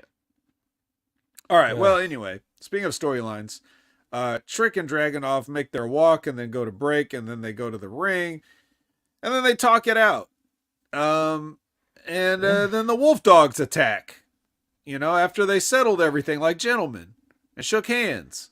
And then Carmelo Hayes came out and he helped get rid of the Wolf Dogs. And then you just were left with these three guys awkwardly doing a stare down of some sort. So Trick's double booked for Vengeance Day, okay? He's got the Dusty Finals and a championship match later. So they're giving him the full MJF treatment. This is just another example of WWE stealing a storyline from AEW and acting like they didn't. Bro, are they overbooking Trick at this point? Overexposing him? They got to be careful, man. I get it. His theme is what's over. Let's be real. I mean, don't get me wrong. What? Trick is great, but it's his friggin' theme that's getting him over. You're saying this man's just a theme song and nothing else? I hate to say it. Look, he's got something, but he's still very green in the ring. Let's be honest, man. He's pretty sloppy still, man. I mean, seriously. Am I wrong? Am I wrong in saying that? I'm going to get heat for saying this. I don't think. But he's, at the moment, he's nothing but a theme song. There, I said it. Well, there you have it. Expert analysis for Jimmy T. Nothing but a theme song. That's going to be our Wrestling Inc. headline. Oh, man. I'm sorry, man. Hey, HMG I'm a fan. Podcaster says. Nothing but a theme Trick, song. nothing but a theme song. Featuring Trick Fightful Williams. Select reports. Oh, well, come on. Tell me otherwise, man. That's what got him really over. Well, I mean, the people started responding to him a little bit before he had that theme song. The theme song definitely helps. But that's true. But the song just took him to another level. And then Booker T just saying, "Oh, yeah, I love it." You know what I mean? Yeah, man. I mean, come on. You put him over, dude. I mean, shit. Well, I mean, Come on, cold-blooded. You know that I'm not telling lies. What else? What else though? Really? Like, there's no. If you got a prospect and you see something in the prospect, I mean, the only way that you're going to get anything out of him is put him to the test. So Right. You put him in there with a guy. There are guys that have more experience than others. Dragunov kind of being one of them. So if you Come on. if you put him Jesus. if you put him in there, if you put Trick in there with guys that are better, that's how he's going to improve, and how you'll see, can he handle a main event spot? I mean, you got to learn somehow. What is he do? You're not going to learn just doing drills in the ring, right? So he's got to have the opportunities, and if he gets this opportunity and makes something of himself, then they may be like, okay, he's progressing even better than we thought. Maybe we can do something with him now on Raw, SmackDown, whatever. That's just how it is. What would you suggest they do with this guy? He's already been a sidekick for a long time. Now he's branching out on his own. Like, where else are you supposed to go? You got to go forward in some way. That's a good question about where you go with him. But look, first of all, his promo game even needs to improve. He talks too fast, doesn't slow down, sort of thing, if that makes sense. He's always sort of like going 100 miles an hour with his promo when all he has to do is just slow down a tad, take a breath, say shit where people, hear you, man. Like, he's got to relax a little bit. But look, where you go with him, I'm not going to break a plate just yet, Aaron. Come on, relax. But just slide him in easily, man, and slowly at this point. The fans love his tune. Everybody wants to whoop that Trick. I mean, heck, is he not sort of like a pimp? I just thought he was a guy that likes to have fun. Originally, he was kind of like a pimp, man. Yeah, hey, I like that, what Todd Brantley said, man. Make him a manager for Omos. I mean, I like MVP in that role, too. Yeah, almost already has a manager. That's the thing. That MVP's better. But, I don't know, and he was just kidding. Put it... Well, jeez. You sure were. But, I mean, I don't know what you do with him at this point, dude. I mean, they Hey, obviously... I got an idea. I know what you could do with Trick Williams. What can you do? Give him a match for the NXT Championship. Oh, look, they did it. Okay. Way to listen to me, guys. I don't... But is he going to win it, though? Yeah, sure. Whatever. Here's the deal. What else are we going to do? You've already had Braun at the top for however many times. We get it. You've had Baron Corbin. Like, what the hell is he even doing down there? He doesn't need to be down there. He's just down there for whatever reason because nobody has anything else. They probably told him, hey, you're helping out the young guys. In reality, they're like, good, we don't have to do anything with this guy anymore. You've got, who else? Melo's already been, they've already run the trilogy with, or however many matches with Dragunov already. So there's that. Who else is a main event guy Who else is going to face Dragunov at this point? They already did the Dijak thing. They even did the Dijak thing. Honestly, dude, you know what I'll do? Obafemi, man. Let him just win every championship on that friggin' roster. What if that's next? What if Dragunov beats Trick and then Obafemi's next? But you still got to have the match because Obafemi's already got a match for Vengeance Day, so you're not going to give him the title match now. Not now, obviously, but I even like the idea of Andre Chase possibly eventually getting the championship. Wouldn't that be a good sort of end to that story? Look, I don't think anybody can dispute that I've been an Andre Chase supporter since day one and continue to be till day now, but hell no. What about our truth? No. Where he jumps in, he wins the championship, and then goes, "My bad, wrong show." That'd be funny. Yeah, you could do that. I mean, come on, the hot tag, wasn't that great? Yeah, I don't have a problem with Trick in the spot. So neither do I. And when I say he's just a theme song, I've always been a fan of his. But I won't lie, when I heard his theme song, you know what I mean? I was bopping too after that. You know who else was just a theme song, Jimmy? I know what you're gonna say. No, I was gonna say that. Oh well, you know, who's just a theme song then, Vet? The Ultimate Warrior. Well, yeah, you could say that, but at least he looked the part, dude. Trick doesn't look the part? He does. Okay. But he's still a little bit of a baby face. Was he better than the Ultimate Warrior was? Well, if you put it like that. Is he good enough to be NXT champion compared to the Warrior who was the WWF champion? Yeah, but come on. Remember when you were young? I'm just saying, what does it matter if it's just NXT? I know, that's true. I know, I'm overthinking it, man. You're right. Yeah. This is where the a la carte should be coming in. And he's probably still not going to win anyway, so. You know, good. He gets a good match. Let's get a nice, good match from Trick and Dragunov to close out their trilogy. It's all about trilogies. It's all about trilogies. And I mean, Labrat thinks, shake the ropes. Why not? That's right. Hell yeah. That's right. Well, I think we've shaken everything we can out of this tree. Now, normally, at this point, Big Ray would probably run down the Vengeance Day card and try to make me pick a winner. I was gonna say that. Thankfully, I don't ever care about any of that bullshit. It's such Mark shit, and I don't like doing it. But I just do it because he'll cry if I don't. So, and then he'll text me afterwards. But the text version of crying. So I just do it to get it over with. But since he's not here, we don't have to pick the winners or do any of that stuff. We can just wrap it up. So, well, before we do wrap it up, I did put in the description about us talking about Vengeance. Oh. But if you think we shouldn't, this is your show, bro. I'm just, taking over for Big Ray for the time being. Well, if you already promised the people, then. I mean, Why don't you pick the winners? Oh, come on, man. Come on now, bro. I mean, should I bring up the card? Let's just give the people what they want. We'll give a predictions. Why not? I mean, come on. All right. Well, while you're pulling that up, Todd Brantley, who's the HMG Pick'em Challenge face slap champion. He is? Says, is the Punk injury a work or a shoot? Probably a shoot. But what did he say? What did he ask? That the tricep injury was a work. Oh, that's a shoot, man. 100%. Come on. It might be. It is questionable though. That? You have a torn tricep and you're gonna take swings at Drew McIntyre with it.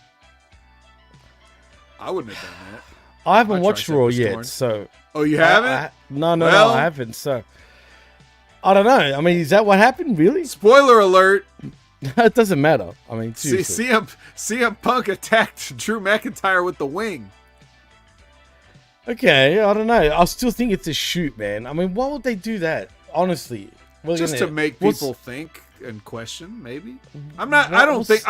For the record, I don't believe it's a work necessarily. I don't believe that, but I mean, you can't really take anything off the table these days. I guess you can't, but I've got to see more evidence for that to be a work. But for now, look, I haven't watched Raw, so. Well, and what I do you was know planning about to. his what do you know about his injury anyway? Like, you say you need to see evidence. What evidence is there that's real? Does he Okay, put some all tape right. on it Well, to be fair, actually, and then Vet, swung at Drew McIntyre? Bro, I'm just telling you, if my tricep is torn, I ain't punching nobody. Okay? True, fair point. But I just do want to point out, and to be fair, when watching the Rumble, I didn't actually notice him getting hurt for Me real, neither. which is interesting because neither. maybe. Okay, if that's the It's case, a they're doing work. this. If it's a work, Maybe he makes a miracle comeback just in time. Well, look, first of all, they announced that CM Punk was going to be on Elimination Chamber, and that was a big deal for the fans down my way. And then they also announced that he won't be on Elimination pulled? Chamber, that they've pulled him. So that's kind of sucks for them to do that. And can we put it past them where they pulled him out of Elimination Chamber for the sake of he didn't want to travel down here? Possibly. I can't put anything past anybody. Wow. Don't get me thinking, because if that's the case, that's kind of shitty, man. I'm not going to lie, but I don't know. You got me thinking, dude. You got me thinking. I need to watch Raw. I mean, look, he has to prove that he's as tough as Cody, Vet. If Cody can have a match with Seth freaking Rollins with a tall tricep, what sort of wimp does Punk look like if he can't hit Drew McIntyre with a torn tri? Let's be real. I mean, Well, he did have a whole other hand he could have punched him with. that's true too. Yeah, And 2 feet he could have kicked him with. Well, maybe he's right-handed, Vet. Yeah, well, I'm sure he is. I also find it funny. It's like he threw a couple of high kicks in that Rumble. I'd be surprised he didn't tear his groin before he tore his tricep. Well, I'm not going to judge, Vet. I'm not going to judge. But if he has ripped that try, he's injury prone, dude. He's very injury prone at this age. And I worry about him, man, because he can't stay healthy anymore for more than 3 months. It just feels like that. Todd Brantley wants to know, Jimmy, random question, but thoughts on Serena Deeb coming back? Well, if you paid attention to the wreckage, you would have got my thoughts about Serena Deeb as well as the vets. I mean, come on, dude. Check What do you out think? the wreckage. Right, exactly. Where after the collision, we sift through the wreckage. Yeah, check that show out, Todd. Come on now. Obviously, we were positive about it. Put it that way. Come on. I mean, let's be real now. And it's Collision. There's nothing much to love about Collision, but that we very much liked it. But like I said, go check out the wreckage. All right, did you finally get the card, Jimmy? I did. Are right, you what do we ready? have? Oh, well, let's start from the top because I'm just going by what they named first. So it's the Dusty Rhodes Tag Team Classic Tournament Finals between the Wolf Dogs. Can we call them the Steiner Brothers at this point? I mean, shit. Versus Trick and the Mellow Gang in Carmelo Hayes and Trick Williams. Who have you got, Vet?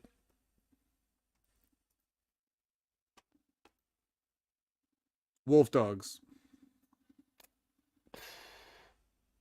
Oh, that's a tough one, bro. Yeah, no, it's got to be Wolf Dogs. Has to be, only because of the friction between Mello and Trick. So, yeah, no, Right. I guess I'll go with that for sure, definitely. So, yeah, we both go Wolf Dogs. But after that, we've got the singles match for the NXT Championship. It is Ilya Dragunov, your champion, versus Trick Williams once again.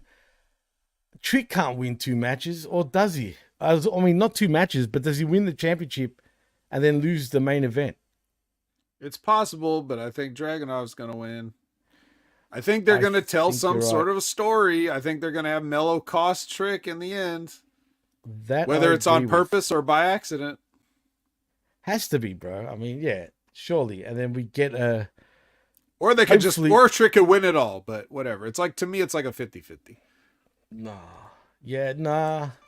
If we're going to go storyline, we got to go... Yeah, no, we have to stick with Ilya Dragunov. Even though his championship run hasn't been that crash, to be honest, though, Vet. Well, we already talked about how he's running out of people to work. That's true. That's true. It's time to push him up onto the main roster. But anyway, next, it's a singles match for the NXT Women's Championship. Lyra Valkyria is your champion versus Roxanne Perez. I want to go with Roxanne Perez, Vet. No, I think Lyra retains it. You think so? Well, again, I don't find her run that crash at the moment, man, but maybe it's just me. But next, we do have another singles match for the NXT North American Championship. It is Obafemi, your champion, versus Dragon Lee. And if Obafemi does not eat Dragon Lee alive, seriously, fuck NXT. I mean, I wouldn't take it back off him this soon. They really got something. Hell no. There. Absolutely. I mean, they can't do him wrong, surely, Vet, right? Unless they did. Well, I'm telling you, dude, if they do that, they're idiots. So in saying that, I think we both go for Obafemi. Hopefully he does win, but we'll see. You can never know. Next, we have your 6-person mixed tag team match. It is the D'Angelo family in Tony D'Angelo and Stax Lorenzo and, of course, Adriana Rizzo versus OTM in Bronco Nima and, what's his name? Lucien Price and Jada Parker with scripts, you know, out the mud. I think the D'Angelo family win this, but I'm not confident. Yeah, 100% out the mud win. This is the most sure I'm of any match. You think so? Yeah. All right. Because it's the only way they're going to see. If the family is the tag team champions, right? This is a way you get a win over them without them losing the belts. Wait, it's not for the championship? It's a mixed six. Oh, yes, How the hell you're right. Yeah, no, you're right. Then I'll take it back. I'm going for out the mud. I thought it was a championship match for some dumbass reason. But you're right. It is out the mud. They have to win this now. Even if it was a championship match, still out the mud. It's time to get out the mud and win some gold. Not just the gold in your grills, but gold on your waist now. Oh, come on, bro. I don't know about that. But nevertheless, that leads us to our next matchup, though, Vet. It is a no disqualification match between two dorks in Dijak and Joe Gacy. Well, the answer is who cares, Dijak. But I'm pretty sure it should be Dijak. Yeah, it should be, but you can never put him past Gacy. But anyway, whatever. And I think that's the wrap, actually, Vet. That's it. Ugh. That's all your matches, bro. That's the main card, man. Unless there's other matches that are going to be, announced, that is the card. That's a pretty short card, man. What's this event going to go for 2 hours, tops? Probably going to be almost 3. You look so happy. Well, he's saying that, Vet. You know what? Let's take it home, bro. We've done a solid 2 hours. Tell them where they can find you, my friend. Add Opinion Haver on all your favorite social media platforms or any platforms where somebody has a username. Opinion Haver is me. Check out the wreckage, like we said. That's live every Sunday, 8 a.m. Pacific, 11 a.m. Eastern on YouTube and Twitch.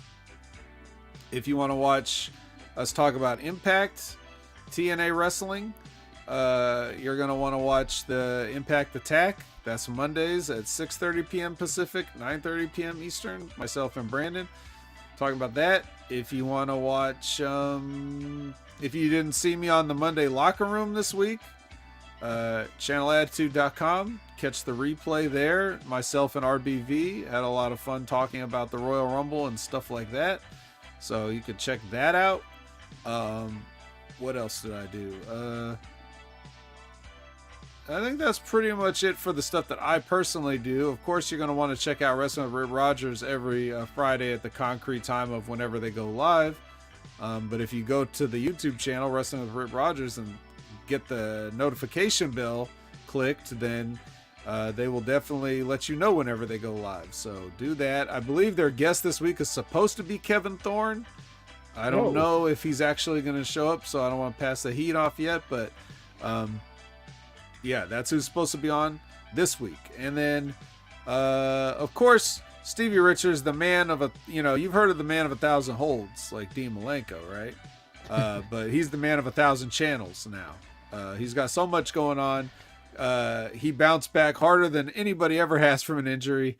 So he should be an inspiration to people like CM Punk and Seth Rollins and everybody else who may or may not have injuries.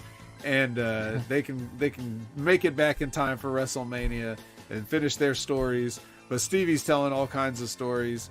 And I believe that his scheduled upload, which should go live in about an hour from now, I want to say, as we record this, is going to be like the art of the pro wrestling punch. That's what his new video is going to be about. So he said that would go live at 2 p.m. Eastern. I'm taking his word for it. So go check that video out and learn about the wrestling punch. And Jimmy, I think that's it for me. Well, if you want to follow me on the X or the Twitter, whatever you want to call it, you can right there at DJ Mass Effects. And also you can follow us at the PWC Network. Like and subscribe right here at channelattitude.com, where for $5 only to get the realest but the best talk in all of pro wrestling, and HaminMediaGroup.podbean.com, where you can get all our affiliate shows, and of course the PWC Network.podbean.com for all our other shows. But look out for Uncaged, which is back. The latest episodes with myself and MSG. Also the Smack Attack with myself and John Enright.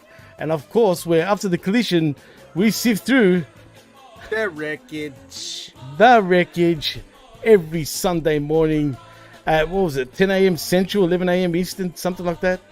Something like that. I get confused every time.